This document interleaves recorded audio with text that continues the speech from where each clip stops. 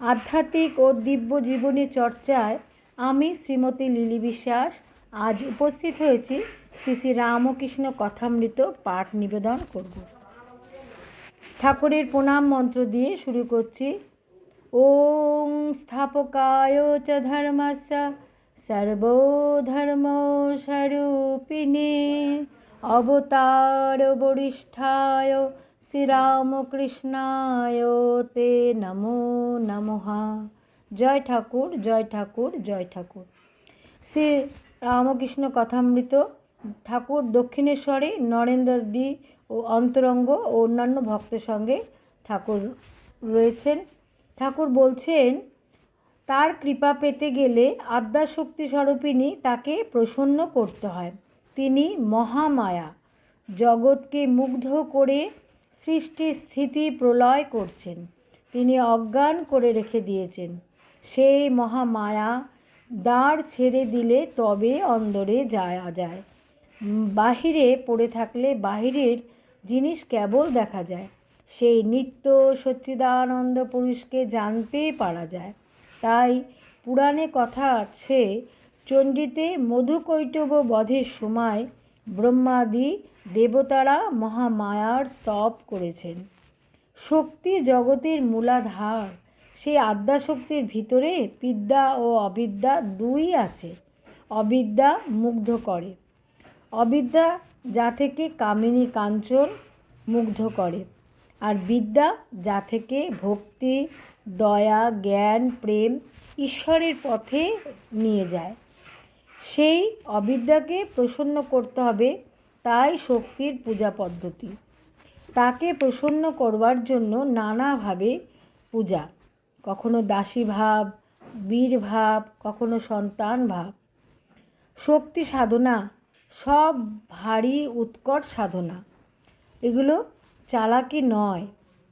ঠাকুর বলছেন, আমি মার দাসী ভাবে আবার কখনো সখী ভাবে 2 বৎসর ছিলাম। আমার কিন্তু সন্তান ভাব। মেয়েরা এক একটি শক্তির রূপ। পশ্চিমে বিবাহের সময় বরের হাতে ছুরি থাকে, বাংলাদেশে থাকে জাতি। ওই শক্তিরূপা কন্যার সাহায্যে বর মায়াপাশ ছেদন করবে, এটি বীরভাব। আমি বীরভাবে পূজা করি নাই, আমার সন্তান ভাব। ঠাকুর বলছেন, কন্যা শক্তিরূপা বিবাহের সময় দেখো নাই, বর বোকাটি পিছনে বসে থাকে, কন্যা কিন্তু নিঃশঙ্ক, অর্থাৎ তার কোনো শঙ্কা নেই বা ভয় নেই। ঠাকুর আবার বলছেন, ঈশ্বর লাভ করলে তার বাহিরের ঐশ্বর্য, তার জগতের ঐশ্বর্য ভুল হয়ে যায়। তাকে দেখলে তার ঐশ্বর্য মনে থাকে না। ঈশ্বরের আনন্দে মগ্ন হলে ভক্তের আর হিসাব থাকে না। নরেন্দ্রকে দেখলে তোর নাম কি, তোর বাড়ি কোথায়, এসব জিজ্ঞেস করার আর দরকার হয় না। জিজ্ঞেস করার অবসর বার কই। হনুমানকে একজন জিজ্ঞাসা করেছিল, আজ কী তিথি? হনুমান বললে, ভাই আমি বার, তিথি, নক্ষত্র এসব কিছুই জানি না, আমি এক রাম চিন্তা করি। ঠাকুরের শ্রী রামকৃষ্ণের প্রেম উন্মাদ কথা। ঠাকুর মহা আনন্দে আছেন। দক্ষিণেশ্বর কালীবাড়িতে নরেন্দ্র আসিয়াছেন, আরও কয়েকটি অন্তরঙ্গ বা ভক্তরাও তাদের নরেন্দ্রের সঙ্গে রয়েছেন। নরেন্দ্র ঠাকুর বাড়িতে আসিয়া স্নান করিয়া প্রসাদ পাইয়াছেন। 31শে আশ্বিন শুক্লা চতুর্থী তিথি 16ই অক্টোবর সোমবার। ঠাকুরের কাছে রাখাল রামলাল ও হাজরা আছেন। নরেন্দ্রের সঙ্গে আরও 2-1টি ব্রহ্মজ্ঞানী ছোকরা আসিয়াছেন। আজ মাস্টারমশাইও আসিয়াছেন। নরেন্দ্র ঠাকুরের কাছেই আহার করিলেন। আহারান্তে ঠাকুর শ্রীরামকৃষ্ণ তাহার ঘরের মেঝেতে বিছানা করিয়া দিতে বলিলেন। নরেন্দ্র এবং অন্যান্য ভক্তরা, বিশেষত নরেন্দ্র বিশ্রাম করিবেন। মানুষরা ঠাকুরের কাছে আসতে খুব ভালোবাসতেন এবং গৃহীভক্ত বা যারা যুবক, তারা গৃহত্যাগের মনস্থির করেছে, তারা সন্ন্যাস নেবে, এরকম ভক্তরা বা তারা আসতেন। ঠাকুর নরেন্দ্রের জন্য বিছানার ব্যবস্থা করেছেন। মাদুরের উপর লেপ বালিশ পাতা হইয়াছে। ঠাকুরও বালকের ন্যায় নরেন্দ্রের কাছে বিছানায় বসিলেন। ভক্তদের সহিত, বিশেষত নরেন্দ্রের সহিত নরেন্দ্রের দিকে মুখ করিয়া হাসি মুখে মহা আনন্দে কথা কহিতেছেন। নিজের অবস্থা, নিজের চরিত্র গল্পচ্ছলে বলিতেছেন। শ্রীরামকৃষ্ণ নরেন্দ্রের প্রতি, আমার এই অবস্থার পর কেবল ঈশ্বরের কথা শুনবার জন্য ব্যাকুলতা হতো।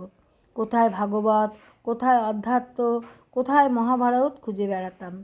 এরেদার কৃষ্ণকিশোরের কাছে অধ্যাত্ম শুনতে যেতাম। কৃষ্ণকিশোরের কি বিশ্বাস! বৃন্দাবন গেছিল, সেখানে একদিন জল তৃষ্ণা পেয়েছিল। কুয়ার কাছে গিয়ে দেখে একজন দাঁড়িয়ে রয়েছে।